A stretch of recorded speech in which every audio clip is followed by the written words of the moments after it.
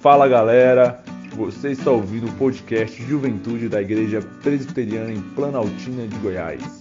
Sejam todos bem-vindos.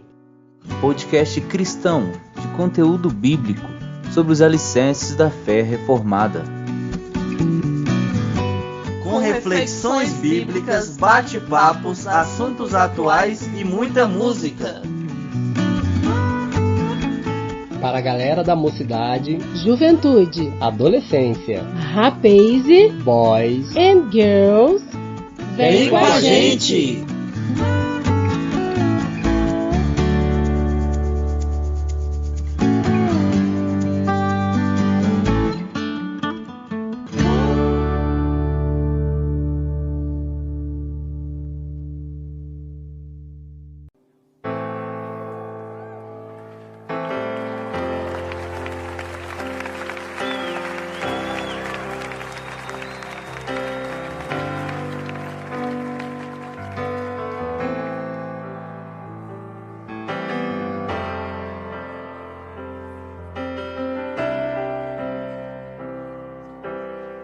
As mulheres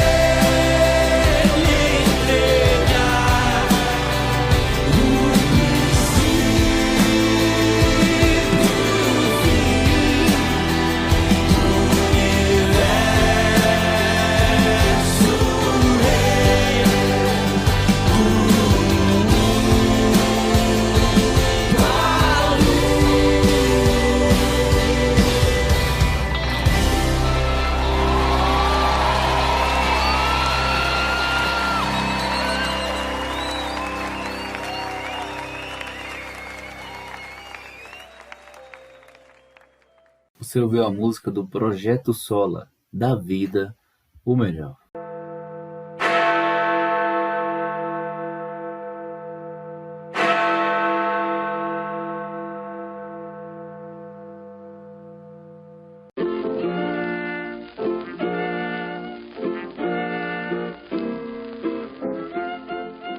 Agora com Pedro e Mari, o quadro Adolescente Raiz, apresentando o Catecismo Nova Cidade.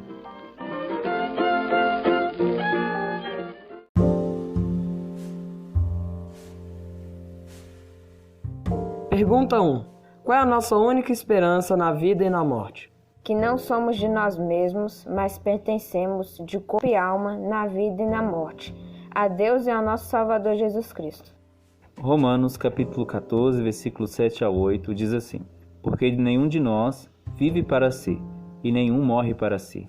Porque se vivemos, para o Senhor vivemos, se morremos, para o Senhor morremos. De sorte que, ou vivamos ou morramos, somos do Senhor. Comentários de João Calvino. Se nós, portanto, não somos de nós mesmos, mas do Senhor, está claro o equívoco que temos de evitar, e o rumo que devemos dar a todos os atos de nossas vidas. Não somos de nós mesmos, não devemos permitir que nossa razão ou nossas vontades influenciem nossos planos e feitos. Não somos de nós mesmos, não devemos colocar isso como alvo para buscar o que nos é conveniente. Não somos de nós mesmos, tanto quanto possível, devemos nos esquecer de nós mesmos e de tudo que é nosso. Por outro lado, somos de Deus, portanto, devemos viver e morrer por Ele. Somos de Deus, que a sua sabedoria e a sua vontade, portanto, governem todos os nossos atos. Somos de Deus, assim que todas as áreas de nossas vidas lutem por Ele como nosso único alvo legítimo. Oh, quanto esse homem tem proveito-se ao aprender que não pertence a si mesmo.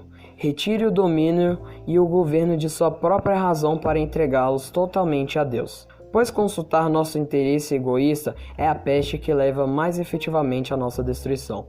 De modo que o único abrigo da salvação está em reconhecer que nada sabemos e nada queremos para nós mesmos, mas tão somente seguir o caminho de nosso Senhor.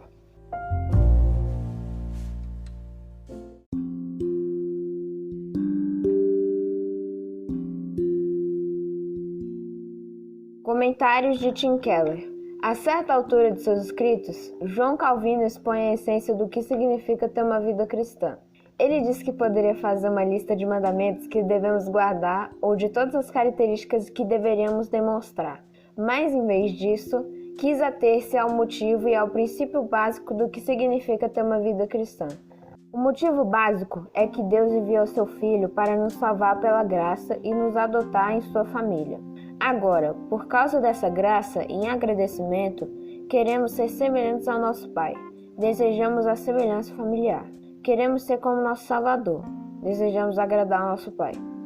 O princípio básico, então, é o seguinte: não vivemos para agradar a nós mesmos. Não podemos viver como se pertencêssemos a nós mesmos. Isso significa várias coisas. Primeiro, que não determinamos para nós o que é certo ou errado. Entregamos o direito de determinar isso e dependemos totalmente da palavra de Deus. Também abrimos mão do princípio operante que, em geral, empregamos na vida cotidiana e deixamos de nos colocar em primeiro lugar e sempre colocamos nesse patamar o que agrada a Deus. Significa também que não temos nenhuma parte da vida que seja imune à entrega de si mesmo. Devemos entregar-nos inteiramente a Ele, de corpo e alma. Isso quer dizer que confiamos em Deus nas alegrias e nas provações, nos tempos bons e nos tempos ruins, na vida e na morte. Como se relaciona esse motivo a esse princípio? Como somos salvos pela graça, não pertencemos a nós mesmos.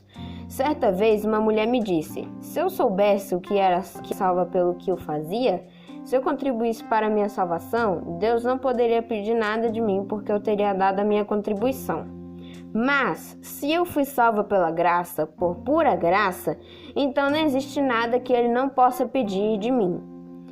É isso mesmo, você não pertence a si mesmo, foi comprado por alto preço.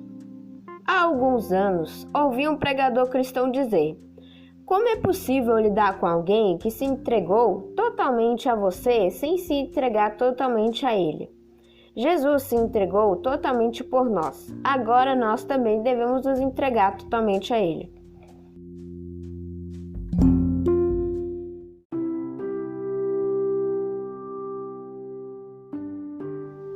Cristo, nossa esperança na vida e na morte, lançamo-nos sobre teu misericordioso cuidado paternal. Tu nos ama porque somos teus. Nenhum bem possuímos senão em ti, e não poderíamos pedir dom maior do que o de pertencer a ti. Amém. Para fechar esse quadro, vamos ouvir a canção da Ana Heloísa. Na letra dessa canção, ela usou as palavras de um dos pais da igreja, todo cristão raiz o ama. É o nosso amado Agostinho de Hipona. Então vamos ouvir a canção de Agostinho, de Ana Heloísa. Curte aí. Mesmo que eu não tenha fé que move montes, nem o amor que tudo espera e tudo crê, mesmo que eu não compreenda os teus planos, tudo que eu encontro leva a você. Mesmo que um dia eu fale que te amo e que por você me entrego até morrer, se no outro dia eu te negar 3 vezes, teu perdão me cura e me faz viver. Há correntes de amor que me prendem a você, e se um dia eu sair, não terei pra onde ir. São correntes que me livram da prisão do meu pecado e me atam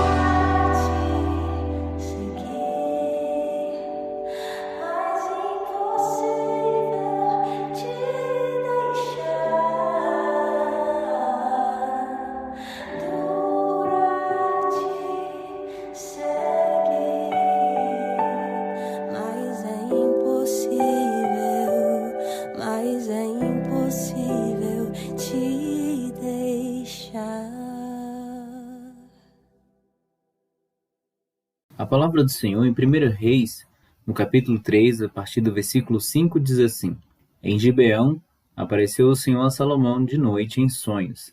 Disse-lhe Deus: Pede-me o que queres que eu te dê.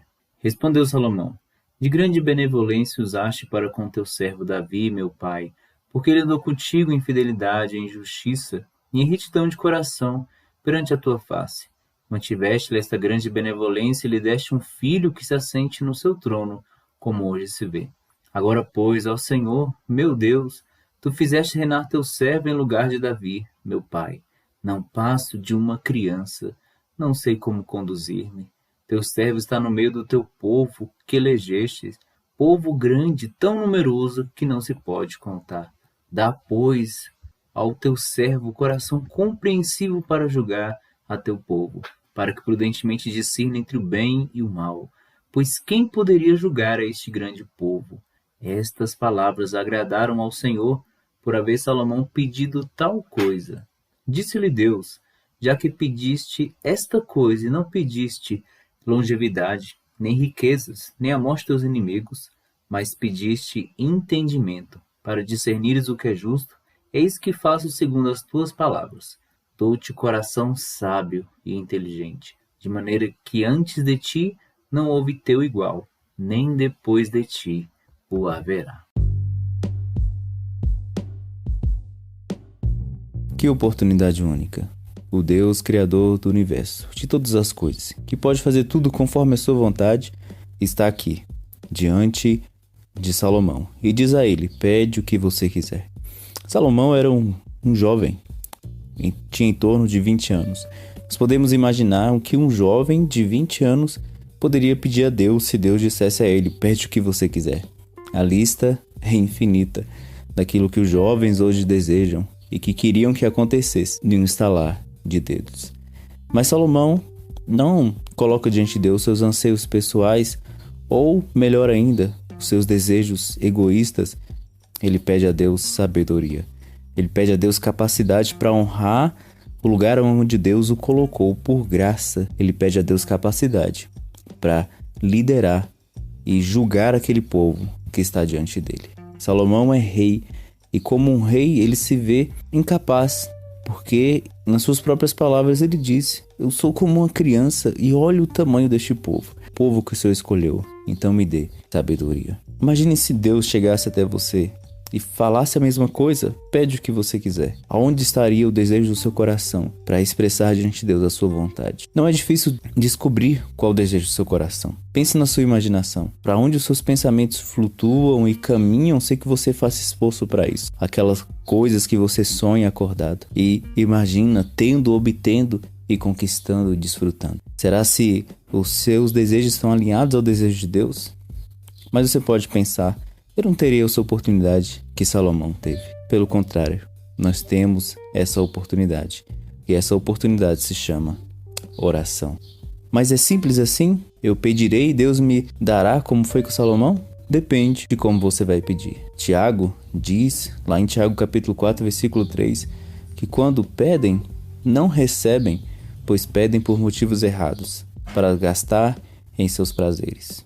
Então Tiago está dizendo: precisamos pedir, mas quando pedimos, precisamos saber como pedir, para que Deus possa então nos atender. Deus estava disposto a dar a Salomão o que ele pedisse, mas Deus conhecia o desejo genuíno do seu coração de o servir. Por isso ele ganhou tal oportunidade de dizer e ser atendido. Então por que Deus simplesmente não deu a ele sem que ele precisasse pedir? Porque Deus queria que Salomão reconhecesse que sua capacidade era o dom de Deus. Deus também nos deu o privilégio de entender, por meio dessa história registrada na sua palavra, que quando os nossos desejos estão alinhados, convergindo com o desejo dele, ele nos concederá aquilo que nós pedirmos, segundo a sua vontade. Assim Jesus ensinou aos seus discípulos. João 15:7 diz: se vocês permanecerem em mim, minhas palavras permanecerem em vocês, dirão o que quiserem, isso lhes será concedido.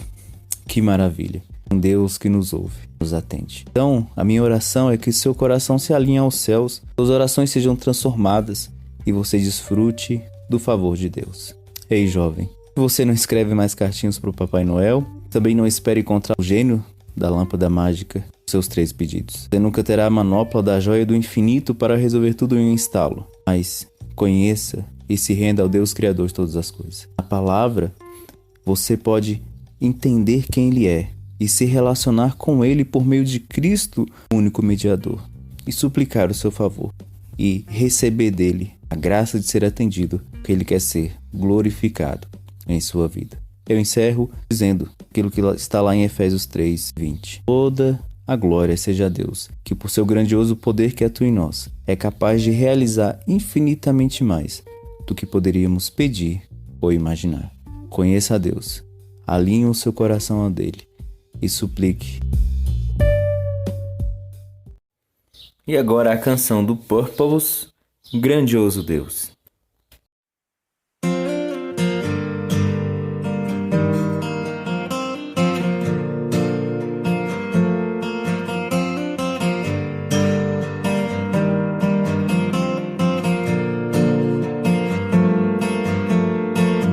Pequeno sou, tão frágil, indefeso e carente de um cuidar.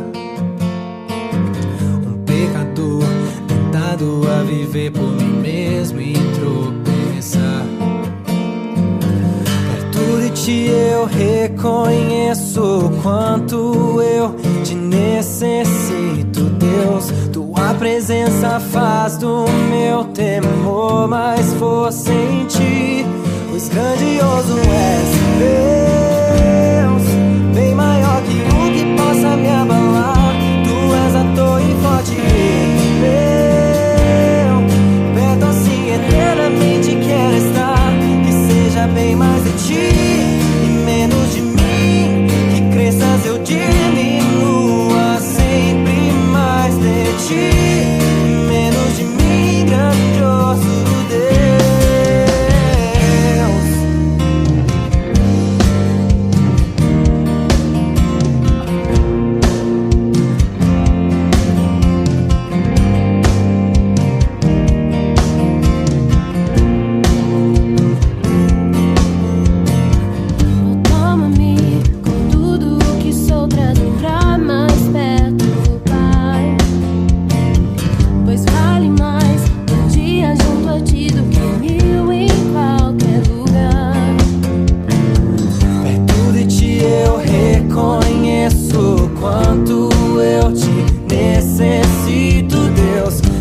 Presença faz do meu temor mais força em ti, pois grandioso és, Deus, bem maior que o que possa me abalar. Tu és ator e forte meu, perto assim eternamente quero estar.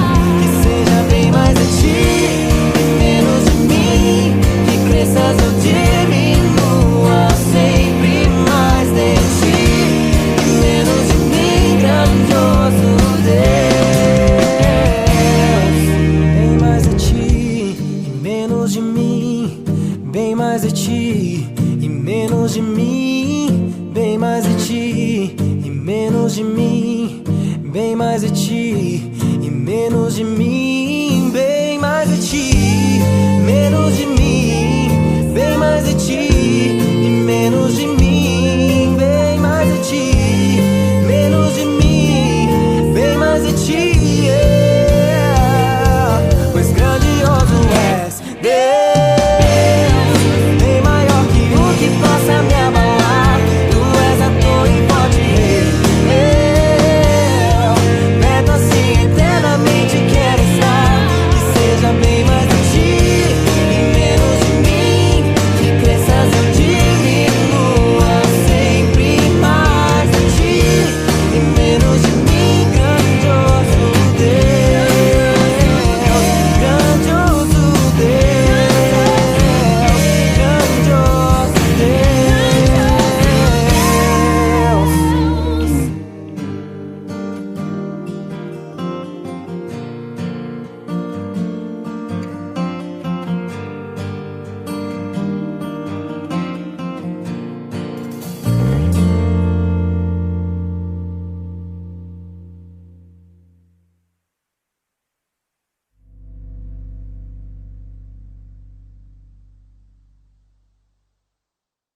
Agora iniciaremos o quadro Contraponto.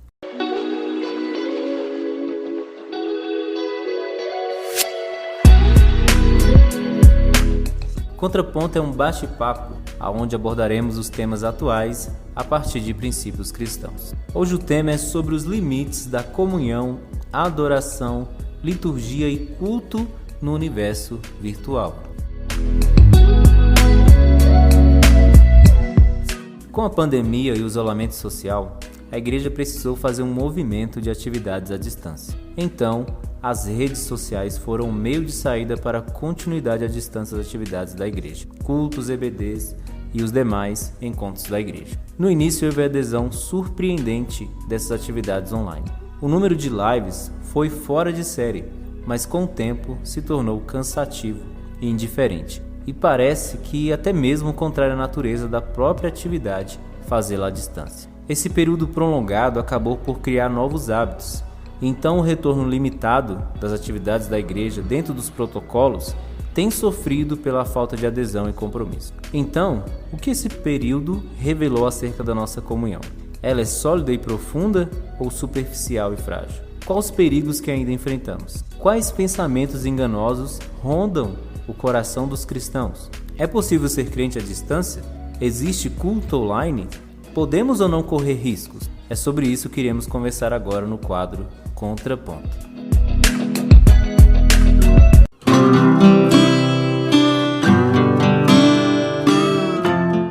Então agora, para esse bate-papo, estou aqui com a Érica e o reverendo Carlos Henrique para nós conversarmos sobre esse tema tão atual e importante.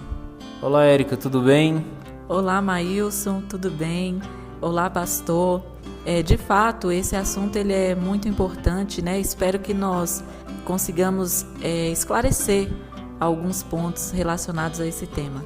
Olá, Maílson. Olá, Érica. De fato, esse assunto é extremamente atual. Muitas perguntas têm surgido e eu acredito que nós temos de trazer respostas para o nosso pessoal. Então vamos dar início ao nosso bate-papo. Pastor, até que ponto esse movimento do presencial para o online foi necessário e bom? Fomos apressados ou prudentes? Érica, essa pergunta é muito interessante. Eu acredito que foi necessário e nem fomos imprudentes e nem apressados. De fato, estávamos todos fechados em nossas casas, nossas igrejas estavam fechadas, impedidas de abrir as suas portas e receberem as pessoas. E nós, pastores, líderes, missionários, tivemos de procurar ferramentas para poder manter a chama da comunhão, mesmo que de longe, virtual, e da adoração.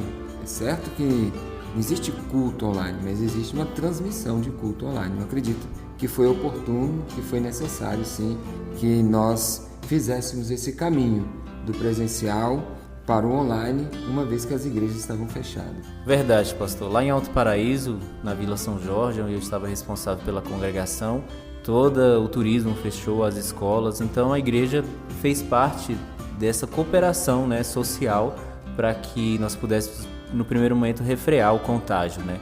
Ou ajudar nisso, né? A igreja não podia ser irresponsável nesse sentido. E lá houve uma adesão, de fato, às atividades online, as pessoas participaram no primeiro momento, se empolgaram.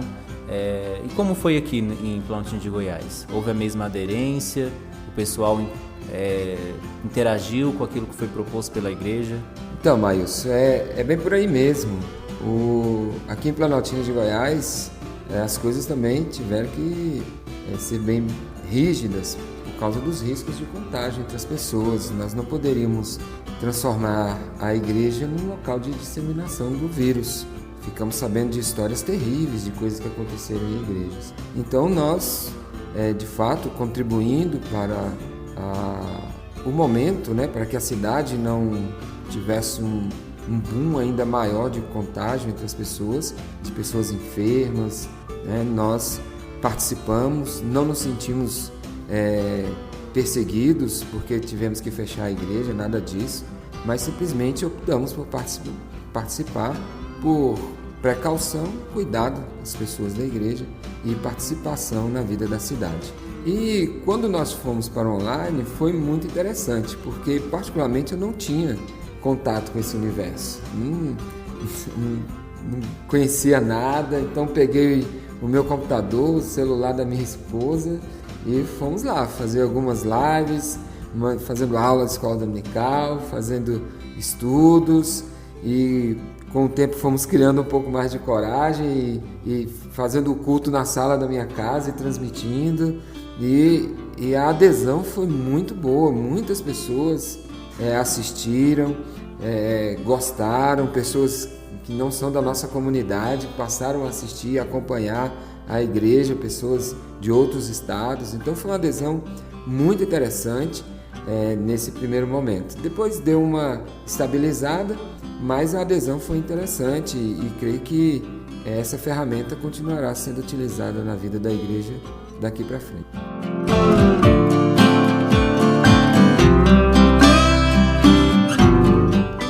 De fato, essa adaptação ela foi necessária tanto no aspecto da saúde, né, por essa questão de prevenção, e também, principalmente, em manter esse contato com a igreja e nessa questão da pregação da palavra, para que as pessoas ainda tivessem acesso, embora, né, muitas vezes tenha essa dificuldade por conta das redes sociais, nem todo mundo tem esse acesso, mas eu acredito que conseguiu alcançar a maior parte da igreja. Como separar a necessidade momentânea desse movimento do presencial para o online do que deve ser a vida comum da igreja por meio da comunhão? E qual o principal perigo que ronda o coração dos cristãos que se amoldaram em demasia ao online? Há doutrinas ou enganos que os mantêm confortavelmente distantes? Érica, o fenômeno do online, do virtual, ele já existia antes da pandemia. Nós temos um número grande de pregadores que ficaram famosos no YouTube, ficaram famosos no Facebook, na televisão. E muitas pessoas dentro das igrejas começaram a seguir esses pregadores e achando que fazem parte, digamos, da igreja, digamos assim. E engrossando as fileiras do grupo daqueles que foram intitulados, chamados de desigrejados. Pessoas que acham que assistir a novela que tem um tema bíblico, que assistir a pregação do pastor fulano e assistir a ministração deixa daquele grupo é suficiente para a vida espiritual, para a vida piedosa delas. E aí está o perigo, melhor dizendo, né? Que é esta acomodação, porque queira ou não, viver a vida da igreja tem seus conflitos, tem suas dificuldades, tem seus desafios. Queira ou não, nosso corpo muitas vezes quer uma zona de conforto, quer ficar em casa, né? Muitos, a sensação que eu tenho é que se comparam àqueles que assistem às lives dos sertanejos, né? Senta no conforto da sua casa, no sofá da sua casa e vai assistir uma live. Então, a igreja está apresentando, está transmitindo o culto, o estudo bíblico, a escola dominical via uma plataforma dessa, ele senta no sofá dele, né, está ali comendo. Tá? Então, existem alguns perigos. O perigo da falta de reverência, o perigo da falta da comunhão, porque só existe comunhão verdadeira estando perto das pessoas. O perigo das pessoas não disponibilizarem mais os seus dons e talentos a serviço da igreja, porque eu não faço mais parte da igreja, eu estou cultuando de longe, então não tenho o que ofertar. Perigos financeiros para a vida da igreja, né? Então são vários perigos que rondam os corações. Mas como eu tenho falado, eu acredito que antes do perigo, toda essa situação tem sido para nós uma grande oportunidade, para nós pensarmos acerca do quilate da nossa fé, de nós pensarmos do que é primordial para nós, na nossa caminhada com Cristo e assim por diante. Então, o que fazer é mostrar para as pessoas que esta é uma ferramenta boa, que eu posso utilizar esporadicamente, mas em que, em hipótese alguma, vai substituir o culto público, a comunhão dos santos, que é um meio de graça, vai substituir a participação dos sacramentos, vai substituir a vida comunitária dentro da eclesia, a vida do dia a dia com os irmãos, onde nós crescemos, onde nós aprendemos, e assim por diante. Então não podemos permitir que as pessoas simplesmente se acomodem, que nós mesmos nos acomodemos achando que está tudo bem, né? Que eu posso sim cultuar a Deus, servir a Deus sentado no sofá da minha casa na frente de um computador, da minha televisão. Então, existem algumas doutrinas de algumas pessoas que minimizam a importância da igreja, da comunhão da igreja, de pessoas que entendem que a igreja é um mal necessário e assim por diante. A igreja tem seus problemas, mas ela é importante para Deus, é importante para a nossa vida e nós devemos valorizá-la, né? Então temos que tomar cuidado com essa questão da zona de conforto, tomar cuidado dos falsos ensinamentos, da sedução, da religião e vida mansa, né? De estarmos no sofá da nossa casa totalmente irreverentes, adorando a Deus. Será que isso é possível? Eu creio que tem muitas dificuldades. O senhor falando, pastor, eu lembrei de Atos 2,42, que fala assim: e perseveravam na doutrina dos apóstolos e na comunhão, no partir do pão e nas orações. Em cada alma havia temor e muitos prodígios e sinais eram feitos por intermédio dos apóstolos. Todos os que creram estavam juntos e tinham tudo em comum. Lá no 46 ele fala que diariamente perseveravam unânimos no templo, partindo pão de casa em casa, tomando as suas refeições com alegria e sincero de coração, louvando a Deus e contando com a simpatia do povo, todo o povo. A gente está falando aqui do online, não depreciando, mas entendendo que ele tem o seu espaço, o seu lugar, os seus limites, mas que ele não substitui a natureza daquilo que é o culto, a comunhão, né? É necessário estar junto, é necessário esse calor humano, essa vivência junto uns com os outros, que não é possível, por mais que a gente ajude essas ferramentas, elas não conseguem suprir de todo a adoração, a comunhão, a edificação como corpo de Cristo. É bem isso mesmo. O Roberto de Amâncio tem um pequeno poema, que é Pedra de Amolar, né? Onde ele fala que o amigo amola outro amigo. A gente cresce junto, no contexto da comunidade. De fato, as ferramentas, as plataformas digitais, são fantásticas, têm um poder de alcance enorme, mas não podem substituir o desejo de estar juntos, de crescer juntos, de um ensinar o outro, as mulheres mais maduras ensinar as mais novas, os homens mais maduros ensinar os mais novos, as nossas crianças crescerem no contexto da comunidade, né, do ensino. Então é assim, é nos atritos, é na caminhada que a gente cresce como crente, como pessoa, e se a gente puder gravar tudo isso e transmitir, será uma boa, que a gente vai mostrar para o mundo como é que é a vida de comunhão da igreja.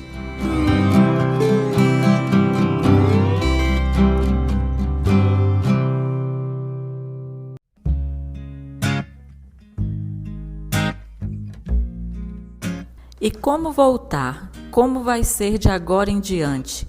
Nossa comunhão ainda está limitada pelos cuidados necessários que devemos ter durante a pandemia.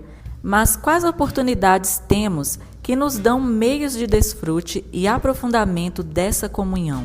Érica, de fato ainda estamos muito limitados. Fala-se muito de segunda onda, terceira onda. Fala-se muito de vacinas vindas de diferentes locais do mundo e muitos ansiosos aguardando essa vacina para poder voltar a uma vida normal. Eu acredito que nós devemos sim continuar tomando os nossos cuidados, sermos responsáveis, mas o que acontece é que este é mais um dos muitos perigos que vão sempre nos rondar. Existem vírus muito mais perigosos do que o coronavírus por aí, né? O trânsito é muito mais perigoso e certamente mata muito mais. Não estou minimizando a pandemia. O que eu quero dizer é que nós vamos ter que construir a nossa comunhão tomando novos cuidados, observando novas posturas, criando novos hábitos, de forma com que nossa vida não tem como ser a mesma. Aprendemos, algumas coisas perdemos, algumas coisas ganhamos, e de fato tudo isso é oportunidade. Eu entendo Deus nos dando oportunidade para sairmos do lugar comum, de um cristianismo meio morno, de uma vida muitas vezes morna, sem sentido, limitada a trabalho, limitada às questões materiais. E então nós vamos reconstruir, digamos assim, a nossa comunhão a partir desse novo perigo que está aí, tomando as devidas precauções sanitárias, seja na igreja, seja quando formos visitar a casa de um irmão, que nós tenhamos a iniciativa da máscara, de nos higienizar, de não entrar na casa do irmão com um sapato sujo que a gente veio da rua, né? E assim por diante. São novos costumes que nós vamos adquirir, mas a nossa comunhão ela tem que persistir, a nossa vida na igreja ela tem que continuar. Devemos palmilhar um caminho de um fortalecimento da igreja a partir desse novo momento e estabelecendo laços firmes, laços fixos, né? Firmes no Evangelho, para que a nossa comunidade, a nossa comunhão seja verdadeira, né? Então, novos tempos, novas oportunidades, novos hábitos estão diante de nós e o que importa é que nós possamos dar os passos corretos e fazer o que é certo e com isso continuaremos a nossa vida. Isso mesmo, pastor. A gente tem que hoje observar, né? A igreja tem sido prudente, nós podemos confiar no julgamento do conselho da igreja, do pastor, naquilo que tem proposto. Então, participar daquilo que tem sido proposto, confiando que foi pensado e planejado para ser o mais seguro possível. Eu creio que a oportunidade que a gente tem hoje, primeiramente, é do culto, né? Do culto de quarta-feira, o culto de domingo pela manhã, escola dominical, o culto à noite, né? Então a gente tem essas oportunidades para reiniciar. E a partir daí, conforme for possível, eu creio que o conselho, o pastor, né, vai estar tomando todos os cuidados devidos e aquilo que a igreja propor, né, os irmãos se sintam à vontade, confiantes de participar. E dentro daquilo também que ainda está proposto online, né? Então, a igreja ainda funciona em certa parte online, né? Então, continue se dedicando a isso.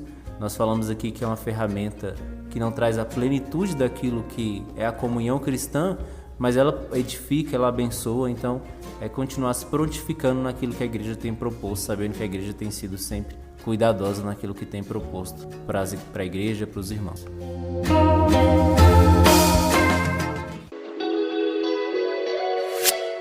Então, pessoal, estamos chegando ao final do nosso quadro Contraponto, nesse primeiro tema. Foi muito bom a nossa conversa, muito frutífera.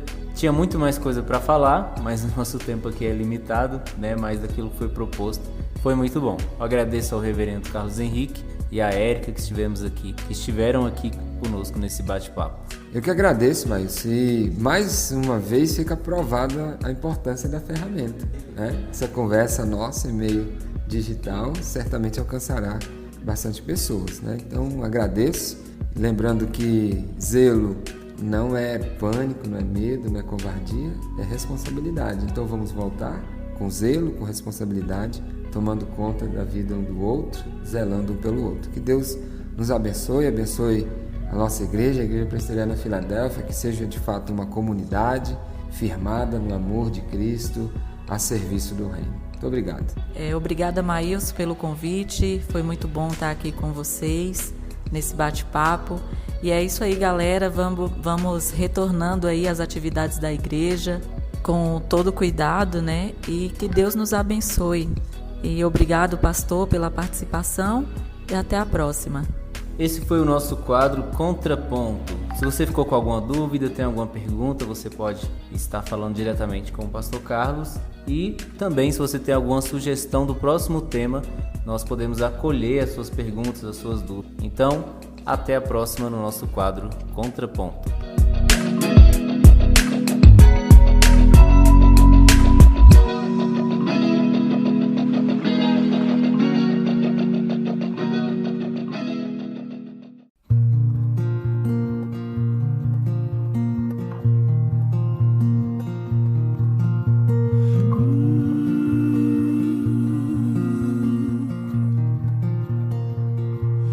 Convidado à mesa, larguei minhas defesas e vim reconhecer, não mereci estar aqui.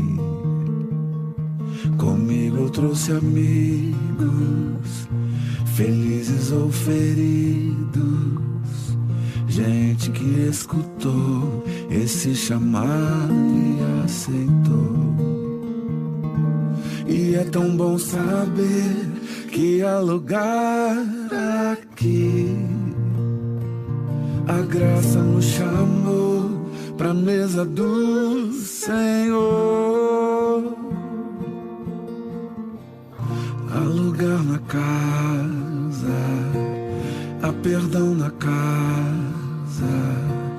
Quando estamos juntos, nosso encontro é casa de Deus Pai. A esperança na casa, recomeço na casa.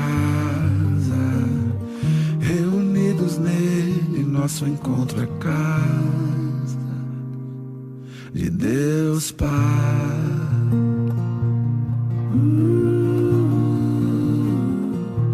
O som da sua palavra curou a nossa alma. O verbo nos armou, da solidão nos resgatou. E é tão bom saber que há lugar aqui. A graça nos chamou pra mesa do Senhor. Há lugar na casa, há perdão na casa. Quando estamos juntos, nosso encontro é casa de Deus Pai. A esperança na casa, recomeço na casa. Reunidos nele, nosso encontro é casa de Deus Pai, de Deus Pai, de Deus Pai.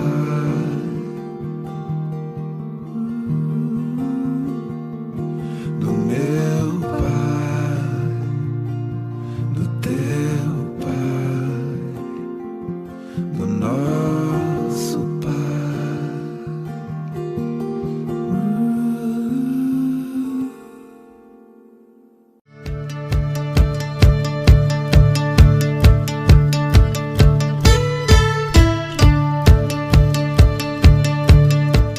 Valeu, pessoal! Chegamos ao fim do podcast da Juventude da Igreja Presbiteriana Filadélfia.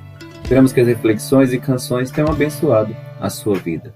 Se você não conhece a IPF, a Igreja Presbiteriana Filadélfia, e quer conhecer, a igreja está localizada na área especial número 3, no bairro Santa Rita, atrás da Ceneago. Domingo às 7h30 temos culto de louvor e adoração. E a todos os nossos irmãos e amigos, um abraço e até a próxima!